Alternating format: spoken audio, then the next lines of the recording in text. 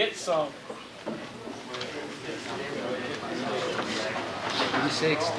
Don't touch that dial. I spent weeks adjusting my dial into a metastable state that satisfactorily met my global purpose. And then the bitch touched my dial.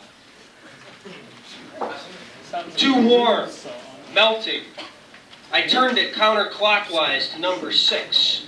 Too cold, freezing. I turned it to number 4. The bitch wants to touch my dial again. And all I want is to keep my Budweiser at a perfect 40 degrees.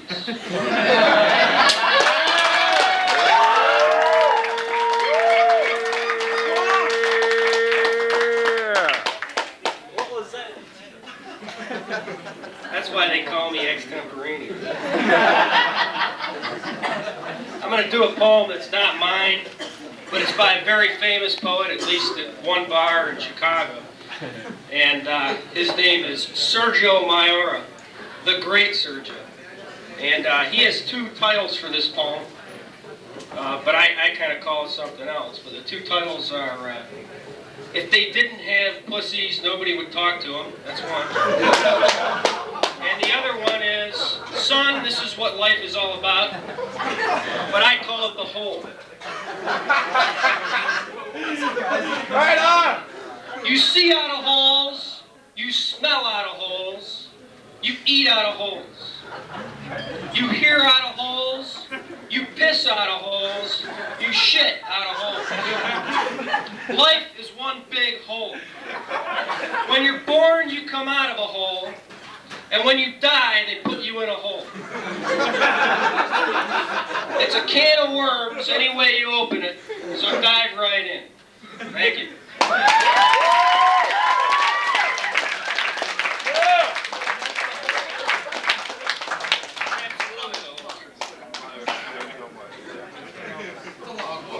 What extemporaneous means? That's a Chicago term for pulling it out of your ass. These are ones that once were extemporaneous, but no longer are. They are now documented, so they're substandard. And let's do this one first. I did this the other day at a Detroit location, so you may appreciate it. This sort of addresses the issue of why were we once great and maybe we're not anymore, as these politicians keep saying. It's called To the Moon and Back to Mexico. I got laid on the moon. Zero gravity becomes sex. 69 was a great year for Americans and getting ahead. Achievement of colossal scale that the likes of Galileo and Newton could only whack off to. American innovation at the cornerstone of the first 3/4 of the 20th century, defining everything from consumerism to transportation to simple pleasure. Now in the year 2020, a change in the course of events has occurred. We fold burritos. We learn Spanish.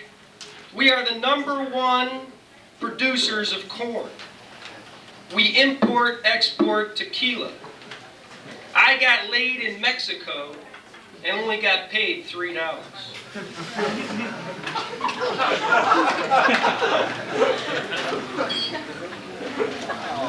It's sort of one of those ones you get tired all again. This next one, they're all short, so I don't have them. This next one is addresses the issue of why the fuck are we all here?